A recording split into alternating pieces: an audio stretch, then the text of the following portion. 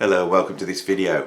My mom, right, used to say to me when I was a young lad, if you've got nothing nice to say, then don't say anything at all. And that advice I'm going to completely ignore on this video, because on this video what you're going to get is 10 more lame prog and jazz albums, right?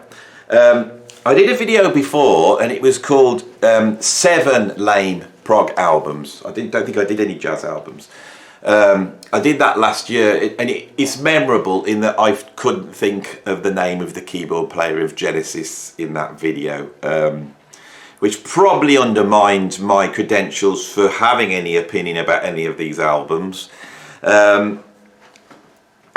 Since then, doing this channel and listening to so much music, I've come across a load more really lame albums, right? So on here, I'm going to be going through 10 lame albums, and they're not ranked, right? Although I think the last one will possibly be the worst album ever made in the history of music when we get there, okay? So, let's ignore my mom. You know I always do. People who watch this channel will know that my mum will often call me up, won't she, when I'm doing one of these YouTube videos, and I never will talk to her. I always ignore her. If you want to know an interesting thing about my mom, stay to the end of the video, because I'm going to tell you something that happened last night, which was just so...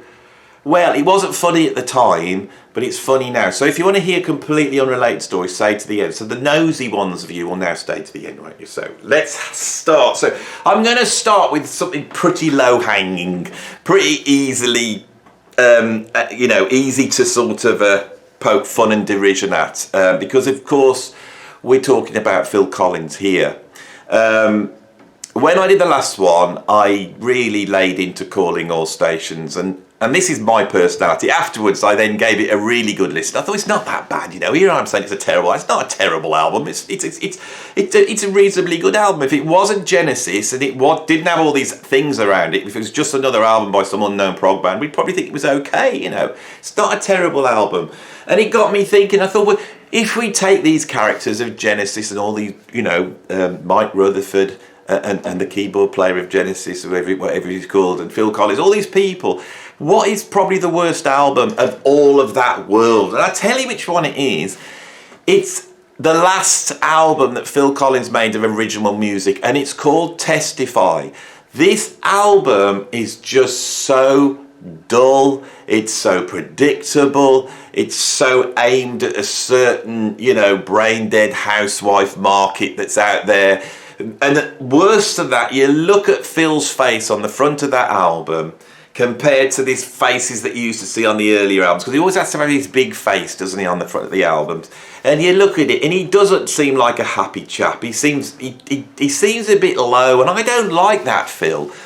You know, Phil Collins has gone through a lot of different sort of chapters, hasn't he? He emerges as the drummer in Genesis. He's like one of the greatest prog drummers that's ever lived. And there's a lot of people who think that, and I think that, you know, one of the great, Bruford, Carl Palmer, Phil Collins, and then some other ones. You know, that's how we see Phil. Right, that's how we see Phil. Then Phil forms Brand X. Whoa, this is like the best British jazz fusion. Listen to him, he's incredible, he's incredible.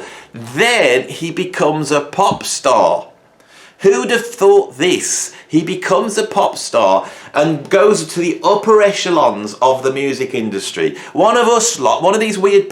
This is a little bit like John Weathers from Gentle Giant becoming one of the biggest pop stars in the world. It's bonkers. So big that he starts to go in films. He starts to crop up as a film star. He makes Buster, and in Buster he plays a nice cheeky cockney, you know, bank robber, which is perfect for Phil. There he is, brilliant film. I love that film.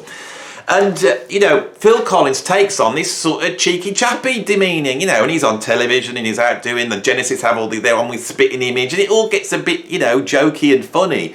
And then for the last few years, he's got grumpy, hasn't he? And this album is just full of grump. It is so turgid and boring. The songwriting's pretty good. We do have the semblance. You put your ear to, you can still hear that beautiful drumming coming from Phil Collins. But this is a dull album, isn't it? It's a dull album. After this, he's done one more album, which is basically a bunch of cover versions of songs he liked when he was a kid. And you know when somebody does that, it's over. Poor old Phil. But I've got to say it here, because I'm supposed to be knocking these, but Phil Collins is such an incredible talent. I can remember I was at work once with some normal people, and they were talking about awful music. And somebody turned around and said, oh, well, it's not Phil Collins, is it? As though Phil Collins is this middle-of-the-road artist. And all the musicians in the room, we were like sat there working, it's like a music course, so more music. And all the musicians suddenly went, pardon? Can you repeat that again? And the guy was like, Phil Collins, that's like that. He's not that good, is he? He does sort of a bit, and we're... And, it's like, what he does, it's all that sort of can't hurry love, he's a bit cheesy. I mean, and he's not a very good drummer, is he? It's like this guy is a genius. And so it's not a terrible album. As like I said, low-hanging fruit. That's the first one on the list. We're going to get to read some real awful stuff, but there we go. Got you in the mood with the Phil Collins album. Let's move on to the next one. So the next one is by a band called Triumvirat. They're a progressive rock band. I've never spoken about them on this channel. You know why? Because they're rubbish. Triumvirat, right? I don't care if you like them, right? Triumvirat to ELP what Crocus is to AC/DC, right? That's what they are.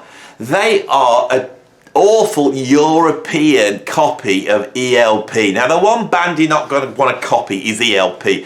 ELP has some good points, but it also has some bad points. And when you listen to a Triumvirat album, it is just prog cliches, right? There's an album called Pompeii, and it's a concept album about the eruption of Pompeii. I've listened to it a little bit, and I just sounded like really cliche DLP. They're good players, it's good music, but that's an album which has probably got a track called something like Eruption, or something like that, When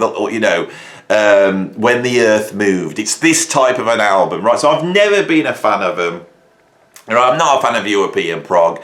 There's some great stuff there. Triumvirate, I'm not a fan of. Now, what's interesting about them is as they're sat there, thinking, well, what would ELP do? Because that's obviously a triumvirate move, a tactic. They get in the room. So let's make the next album, right? So what should we do? Well, what would ELP do? And they go, well, they've got a new album out, and it's absolutely terrible.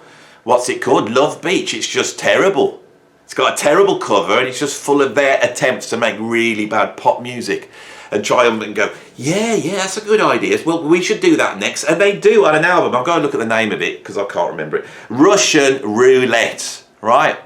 And listening to this album is pretty much like playing Russian Roulette, because every time the next track comes on, you're waiting for something to hit you in the face and cause a lot of problems for you. This album is a rubbish hodgepodge of trendy new wave approaches that are going on around that time in 1980. When I did this list, I had 9. I wanted one more. So I went scouting round Sea of Tranquility and Classic Album Review, and they both talked about this album, how bad it was. I thought it can't be that bad, and I put it on. And it's absolutely awful. And check the cover out. What's on the cover? I mean, you can see it here, can't you, at the moment? I can't even remember. I've tried to wipe this from my head, but are they eating hamburgers with blindfolds on? Bloody hell. This was their last album. After this, they were put out of our misery, I think. So that's what I've got on the next one on the list is Triumvirate, Russian Roulette. Right, let's wade deeper down into the smelly stuff on the next choice. That is Rick Wakeman, Time Machine, right? Now, Rick Wakeman's an incredible, legendary progressive rock musician, but I've always questioned his taste a little bit, right from the beginning. He seems to like the bombast of prog. He seems to like the silliness, This is the guy that wants to do the story of King Arthur and the knights and do it on ice, with a He's always been like that. He's a very funny guy. He's another character that's come from Prog, a bit like Phil Collins, where he's been able to, at least in the UK here, become a national celebrity. Everyone knows who Rick Wakeman is. And he's sort of known as the grumpy old man, and he can be very, very funny. But he can also suffer from something that happened in the 1980s, which was absolutely appalling. I'll tell you what it was. What it was is all the progressive rock musicians got annoyed. And the reason why they got annoyed is because Asia, which was a prog supergroup with Carl Palmer, Steve Howe, John Wetton, and was it Jeff Downes, right? They made this commercial album full of AOR limp, pop rock songs. And it sold about 180 million copies. It was the biggest album. And all the other proggers who were sat there with their capes and their 20-minute tunes, they all sat there and went, oh my God, have you seen what Asia's done? Well, we want a bit of that. Yes, then do it. And yes, pull it off, 90125, which is a way better album than the first Asia album. And they pull it off. They pull it off by taking, it was the heat of the moment, they take that guitar riff, turn it upside down, and you get Own of a Lonely Heart. So they're all trying to do it. And then everybody chimes in, and anybody who's got no taste at all chimes in with some awful sequence, gated reverb, 80s production attempt at making middle-aged man's pop music. And that's what we have on Time Machine. This is absolutely awful, right? The only use of this album is if you could go back in time and be a magician on a cruise ship and you needed some music to do your magic tricks to back in the 1980s. That's the only use of this. What Rick thinks is commercial, even if you go back to the 1980s when this album came out, go and listen to what Michael Jackson and Prince were doing, because this is not it. This is something else. It's truly awful, right? And I'm going to go on to the next album and sort of talk about these collectively. In fact, the next 3 albums all come into this bracket of prog legends trying to have a hit because Asia had a hit. And the next album on the list is To the Power of 3 by a prog band called 3, which is basically ELP, right? And in that, I think Power of 3 is, I don't even know, to be honest. Is it Keith Emerson and Carl Palmer? And then somebody called Berry, Richard Berry, some bloke called Berry. Who the hell's this Berry bloke? And again, not quite the magician music of Time Machine. What we have here is just awful 80s pop music made by millionaire rock stars that have completely lost touch of what the public want and what the public like. And as they sit there desperately hoping that this is going to relaunch their career, and they're going to be able to sit there on top of the pops with their jackets on and the sleeves rolled up while they play this hit record that's gone around the whole world, with their little mullets on. This was a terrible period for prog. And really, when they start criticising prog and they're going on about Tales from Topographic Ocean, it's completely wrong. This is the stuff they should be going for. And if they'd gone for this stuff, I would have been with them. Wipe the genre out, take it away.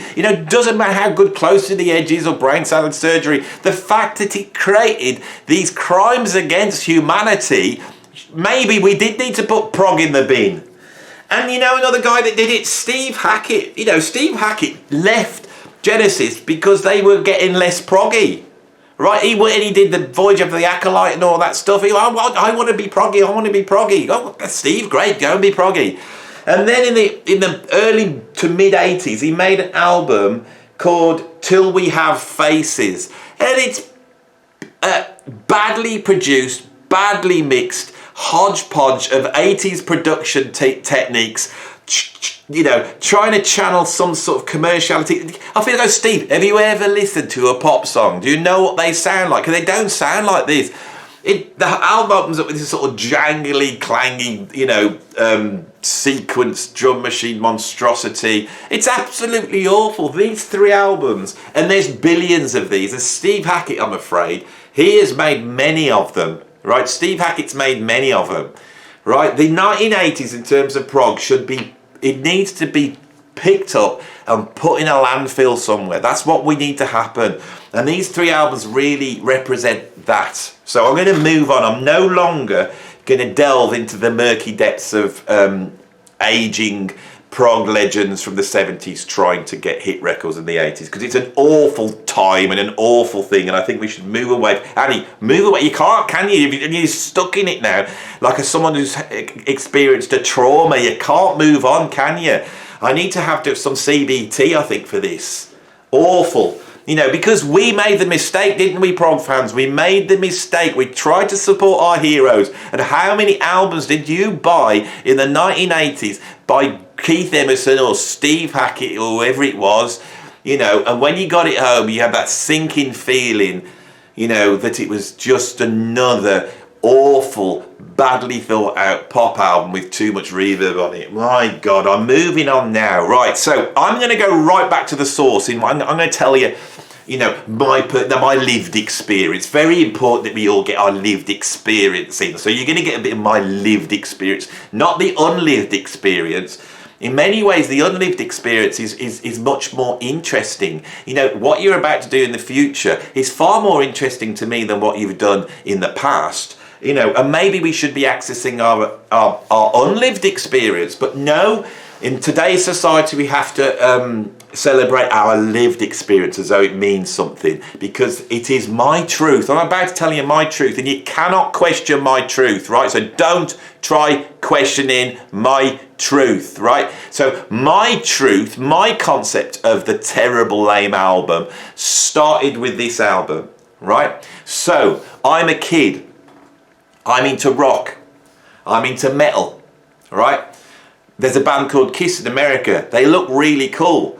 They've got makeup on, right? They look like the best band in the world. I buy a poster of Criss and put it on the wall. I haven't got any albums by them, but I've got posters of them. They're all sat on these motorbikes. They're all lined up and they got the makeup on. I'm like, oh my God.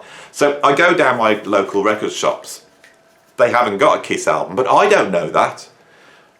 What they do have is the solo album by Peter Criss. Peter Criss, right? So at some point, Criss made 4 solo albums all at the same time. And Ace Frehley's was called Ace Frehley, and Gene Simmons was called Gene Simmons, and Paul Stanley's was called Paul Stanley, and the drummer, Peter Criss, was called Peter Criss. And they had a beautiful sort of painting of their face on it. So I see this, oh my God, that's Criss, that's one of the guys that Criss. And I look at this incredible cover of Peter Criss with his cat makeup on. And it's got Criss, I'm sure there's the word Criss on it. And I think it's a Criss album. Right? I don't know what's going on. I don't know whether he's the singer. So I go and buy this album. And when I get home, it's a load of post-disco lame pop songs with Peter Criss singing. Right, now his vocals aren't that bad, and going back to the album now, there's one track on that I actually do quite like, but back then I was horrified by this album. What the hell is this? I was expecting Black Sabbath, I was expecting Venom. They looked mean, I thought we were going to go beyond Sabbath and Judas Priest on this album. I thought I was going to get something heavier. What I get is this sort of awful music that I'm hearing in the morning when I'm getting my little shorts on ready for school, and my mum's got Terry Wogan, and Terry's playing all the sort of Dolly Parton tracks and Kenny, what's he called? Don't have it on this, you can't, Kenny Rogers, oh my God, that was close. All this stuff, I don't have to listen to this, my mum's listening to this middle of the road. You know, that's what Radio 2 was like now. It's got all trendy now. Anyone who's not in the UK don't know what I'm talking about. It's a radio channel. Anyway, so I'm sat there listening to all this middle of the road pop, country and western, bits of disco, and it's not disco like, you know, Donna Summer, we're talking Olivia Newton-John, all that stuff. I grew up with all that stuff. And here's Criss sounding exactly the same as that. That's what it seemed to me. That was my lived experience. And it put me off Criss forever, right? A few years later, they brought out the album with I Love It Loud on. And I Love It Loud, I absolutely love. It's the only Criss song that I really like. I was totally put off Criss by this album.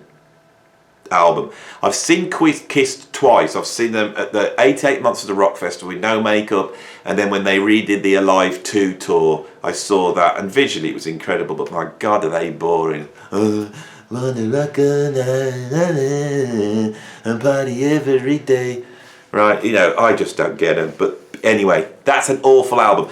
To give it a bit of non-lived experience, objective, you know, actual truth, Those 4 albums are of varying quality. I think the best of them is, I think, the Paul Stanley, then the Ace Frehley, then the Gene Simmons, and the Peter Criss. I think it's quite well known that the Peter Criss one is very strange, at least. But those of you who know more about Kiss can chime in about the reality of that. Anyway, all these have been prog albums. I promised jazz albums. So this album is touted on the internet as being the worst jazz album of all time. And it's an album called Well I Should Have by John Benjamin. You can see me looking because I don't know who this guy is. And John Benjamin is not a jazz musician, he's a comedian.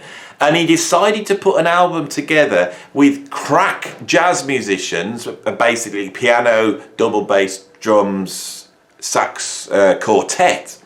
And then with no skill whatsoever, try and play the piano with these incredible musicians, and these musicians are playing quite standard jazz formats. There's a standard on there, there's a blues on there, there's sort of rhythm changes, and if you go out there you'll find a load of great videos on YouTube where, you know, very snotty-nosed, you know, jazz know-it-alls have gone in there and smiled at the fact that, you know, he's doing absolutely whatever he wants there, but he actually hit an altered dominant and the sharp 9 over the major third of that minor chord, creating a really interesting tension, but I don't think he meant to do it.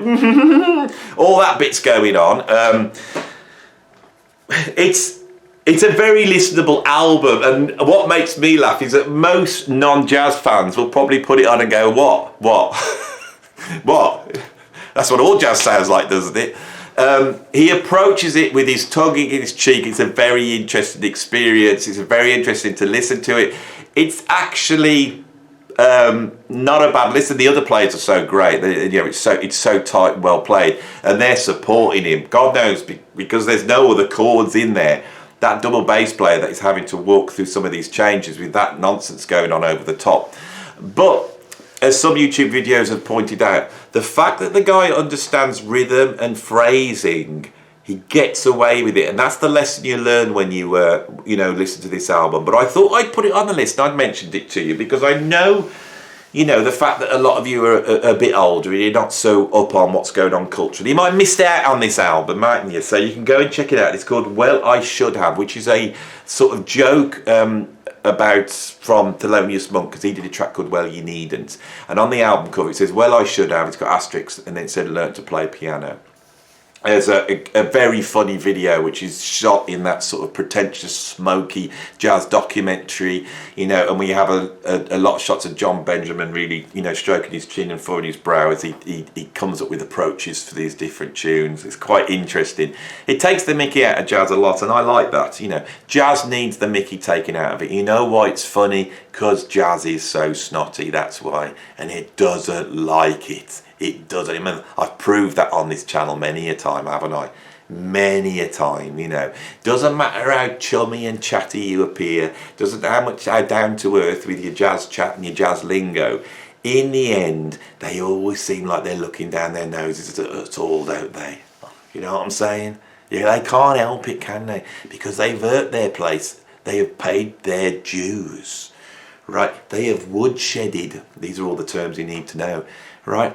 And they have got there, and you haven't.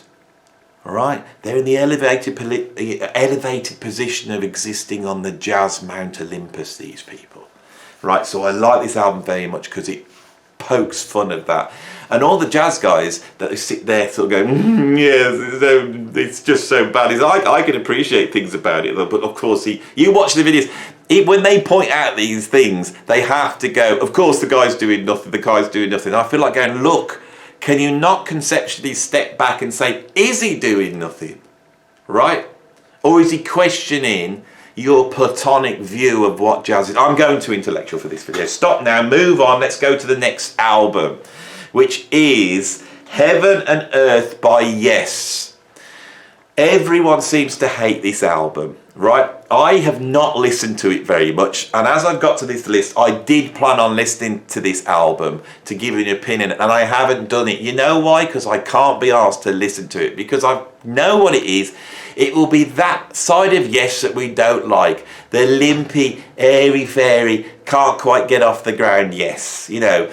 once, they lost that Criss Squire, Bill Bruford, then Criss Squire, Alan White. And I mean, these guys are still there at this point, but there's something about the heaviness, the rockiness. Anyone who puts on Roundabout, the reason why Roundabout is loved by so many people is because it rocks, right? Yes, used to rock. Now, they brought this new album out, and I wish I could tell you what it's called. What is it called? Come on, Andy. I have no interest. Sorry. People, why don't you review the new Yes album, Andy? I have no interest, right? I have no interest, okay? Don't care what Yes do now. They should have stopped a long, long time ago, right, as far as I'm concerned, right? They are the Triggers broom of prog, okay? All the English people are laughing at that. All the non-English people are going, what? Triggers broom? What, the horse that Roy Rogers used to ride it on? Yes, no, not that Trigger. Not that Trigger. A different Trigger. Although I did have a cat called Trigger, and he was named after the horse that Roy Rogers had. And I'll tell you why. Because I've said on this channel, I was a big fan of the film Road to Barley with Bob Hope, but I was also a big fan of Son of Paleface. In watching that, I got very attached to Roy Rogers with Trigger, because Trigger does some incredible stuff in that film. And it's like when we got this cat and we were sat there going, what shall we call it? Shall we call him Patch? Shall we call him Spot? Shall we call him Tinkles? And then it was actually my brother, let's call him Trigger after the horse in Roy Rogers. And we did laugh, and he was called Trigger. He only lived for 2 years. He had a chest infection and he died. It was very, very upsetting. I had to go and get him from the vet, and when he came back, he was like stiff, and that got known as Trigger's Rigger. As you can see, I've got nothing to say about this album. But we're nearly at the end of this. I think I'm on number 9 now. Right, number 9 and number 10 are linked, right? And they're jazz albums. So those jazz fans who have to sit through me talking about a load of prog albums, now I'm going to tell you possibly the 2 worst jazz albums ever made, right? They are a bit jazz rocky and they are a bit proggy. Jazz is too cool. You could pick the worst jazz, go get Jerry Mulligan and Chet Baker on Thelonious Monk. Where's the bad albums, John Coltrane? Where's the bad albums, Miles Davis? Where's the bad albums? Right, I looked at things like Herbie Mann. Herbie Mann's made some awful disco 70s albums. I put them on and they're cheesy, but they're quite cool. Tom Scott, I went through a whole ton of Tom Scott albums, but they're funky, Tom Scott's first album, which is a really sort of lame 60s version of pop songs, is called Honeysuckle something or other. Right, I've known about that. Many people say that's the worst jazz album. I put it on, it's cool. It's cool. Memphis Underground, that's another one by Herbie Mann. It's cool. The grooves are cool. He's got that flute thing going on, and he's got like Larry Coryell. It's bloody brilliant. I don't care if you were going to say you jazz snob, some funky grooves, and then just it descends into sort of cliched, funky soloing, and they don't play the chord changes, and there isn't like altered dominance, and they don't use the super locker in natural four scale. No, because Herbie's funky. And I don't mean Herbie Hancock, I mean Herbie Mann. I haven't talked about Herbie Mann on here. I like Memphis Underground. Sling your up, jazz snobs, and let's get back to some bad jazz albums. So the seed, the speck of dirt, right, that gets in the oyster shell to make the pearl of crud, right? You want to know what that is in jazz? I'll tell you what it is. It's Scientology. Scientology is the thing, right? And Scientology takes these people that we love and we've grown up with, like John Travolta. I like John Travolta. He's great. He was in Greece. He was in Saturday Night Fever, and he's flying around his airplanes. I like him. But he's a Scientologist, and so he must be insane. And then Tom Cruise, he's like a Scientologist, isn't he? What the hell is Scientology? It proves they must be right. Because you cannot have a universe where an organisation that big exists and makes that much money and has this whole structure of secrecy and insanity and is bolted into the sort of Hollywood film and entertainment industry. It can't exist unless it's true. If they didn't exist and you wrote a film and you said there's going to be this big organisation that believes in some alien things that are going to work through you, and you have to have, I don't know, I'm not even going to get into it, right? And I'm sure if there's any Scientologists watching, they just go, see, Andy just showed that he has no understanding of this. I don't care. Because the thing is, Scientology spoilt Chick Corea and it spoilt Stanley Clarke. And I love those guys, and I do love them, and I want to meet them. Well, not Chick because he's dead. Although if he's a Scientologist, surely he's gone off to do something on somewhere else in another planetary realm, hasn't he? I don't know. I mean, what is he doing right now if that's the case? What's Chick doing? You know, I mean, if he's forming another time and space return to forever, which is the only thing he can do, he's I mean, Stanley, you've got to wait for I don't know, just none of it makes sense to me.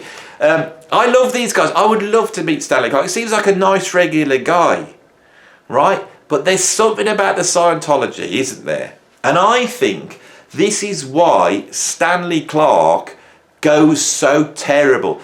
He makes Children Forever, which is a pretty good album, sounds a bit like the first Return to Forever. And then he makes Stanley Clarke, that second solo album, that's one of the greatest fusion albums. Then he makes Journey to Love, one of the greatest fusion albums. And then he makes School Days, one of the greatest fusion albums. And then you start to go a bit worried. There's some good stuff there. There's some good stuff there. But by the 80s, he's gone absolutely awful. It's the worst example of jazz rock musicians now in the 80s trying to have hit records. And what do they turn into? A lame copy of Barry White, but without the Barry and loads of white. It's just awful. And what do we have? Right, what do we have? I made myself laugh saying that. So Stanley Clarke made an album in some point in the 98s. I didn't want to research this stuff, so I don't know what I'm talking about. Called Let Me Know You. Let Me Know You. That's I don't, you know, I like Stanley Clarke. I would like to know Stanley Clarke. But if I put that album on, I don't want him to know him. I don't want him coming around with like that, with his slick, thick, you know, slightly off-key vocals. Stanley Clarke should not sing. I don't. At the beginning of a prog, jazz rock prog epic, if he wants to throw in a few vocals like "Life Is Just a Game" and tell us a little bit about how life works, a bit of philosophy, you know, I don't really want to know it because he's a Scientologist. I don't want to know what he thinks. I don't want to know what he thinks, right? But Let Me Know You is truly awful, right? Limp, sort of saccharine R&B, you know, that has none of the great qualities of the R and none of the great qualities of the B. It's truly awful. And there's so many times where I just have, with Chick Corea and Stanley Clarke, that slight feeling in my throat that I'm not quite comfortable with. It really permeated Chick Corea's electric band.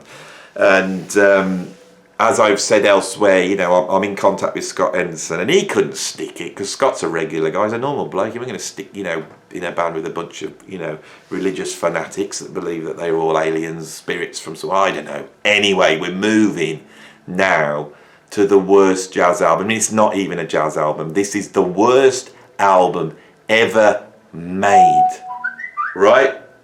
Okay, you heard that then. That was my computer warning me. I've got software that if I start to think or talk about this album, it pops up and says, are you sure you want to go there?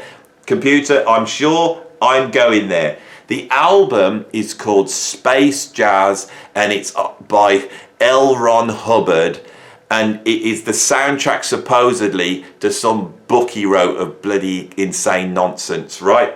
And on that album, we have Stanley Clarke and Chick Corea.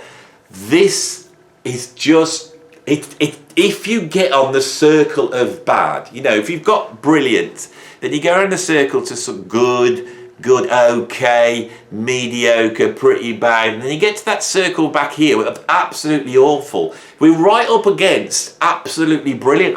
When I put this on, it's so truly awful and astonishingly awful that you can't quite believe it, and it pulls you in.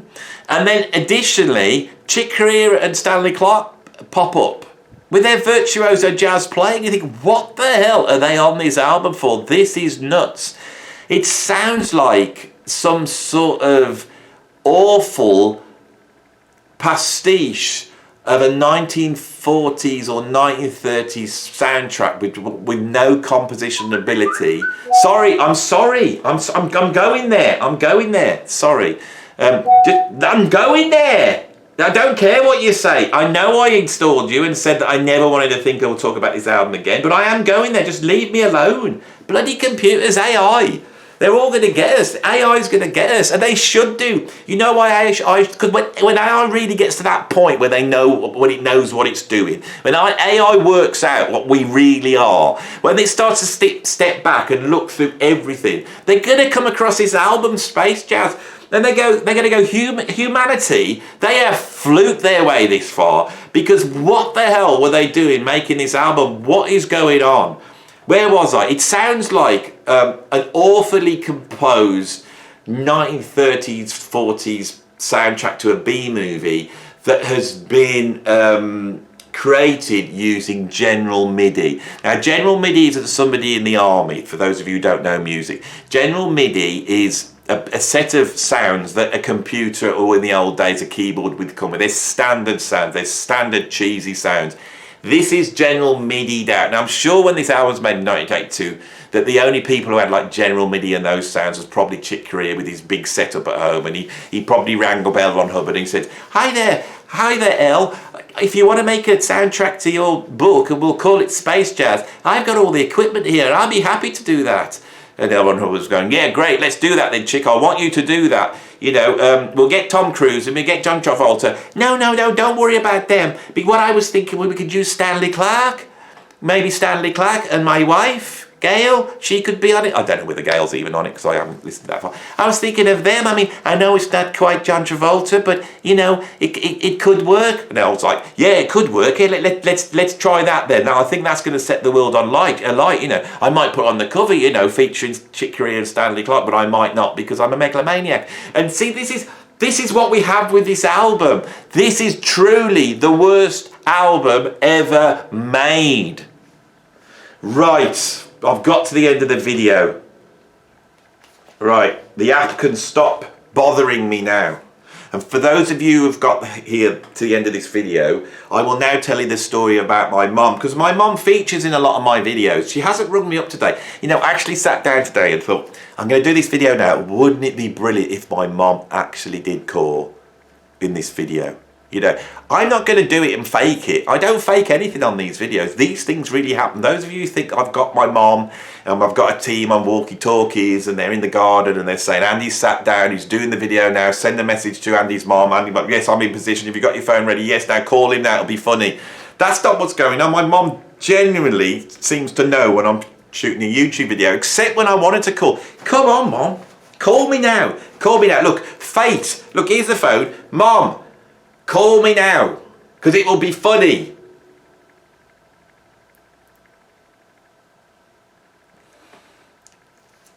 Last night, I'm in bed.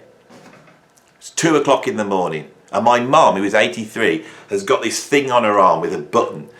And if something happens, like say she fell down a well, because mums can do this, you know, she can press that button and it sends a message out to this organisation of people sat there in an emergency room for all the aged Ps. You know what an aged P is? You know your Charles Dickens? Come on, it's an intellectual channel. So all the aged Ps, there's like a central place somewhere with all these people and they're on the phone, a little bit like NASA's mission control. And when the aged P presses that button, it sends a message out. And their big map says, you know, that Andy's mum's in trouble. Right, and they send phone calls out and try and find out, and they couldn't get hold of my mom. They couldn't get hold of her. So they ring me at 2 o'clock in the morning. I don't know what's going on. This straight up, hello, who's that? It's Agent P Mission Control here. Oh, what's happened? Your mom sent an emergency message out. We tried to call her, and there's no answer. And I thought, oh my God, what the hell's happened? It's 2 o'clock in the morning. If she was having, say, a heart attack, you know, maybe she's sat there, she's had a cup of tea, and she's got up and, oh my God, what's happening? And pressed the button and pegged it. So I start panicking, I get in the car, and I hammer it all the way over to my mum's, right? I'm driving at the speed limit, but I'm right on the edge of the speed limit, if you want to believe that bit. So I'm driving like that. There's been storms here in the UK, right? And I come into this dark road, and it's completely flooded, and about 50 miles an hour I hit this big floodplain and it explodes in water, and I was like, oh my God, I'm dead. I thought it was a really frightening experience. And I get to my mum's and I park up, and then I have the thought, maybe, because by that time my catastrophizing mind was able to really come up with the worst case scenario. And I thought, what if kidnappers have got into my mum's house, right? They're in the house and they're tying my mum up and they're asking her what the number is for her safe to get whatever secret documents that she's got, you know, something, you know, maybe my mum's involved in some sort of espionage thing I don't know about, and the kidnappers are there, and she's thought, I'll send the message out. So if I get there and walk in, these guys are probably just going to machete me to death, aren't they? So I get really frightened. So I pull the car up and I creep in. I creep in like this. I get into the garden, not round the front. I go into the garden and I creep into the garden, and all the lights are off in the house. And I look through my mum's got a bungalow, right? I look through the window into my mum's bedroom, and there she is lying cold out like this. Oh my God, is she all right? So I stick my head in the window and I'm going, Mum! Mum! About 10 minutes. Mum! Mum! And I think, oh my God, my mum's pegged it, and I ain't got any keys to get in, right?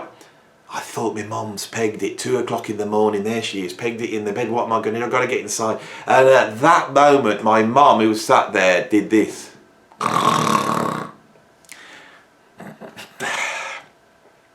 Scared the living daylights out of me. This is a thing about our age group. I know all you are watching it, you know. I now realise that this channel is far more about the trials and tribulations of being a late middle-aged man, you know, 50s, 60s. And a lot of us have aged Ps, don't we? We've got the aged Ps to look after.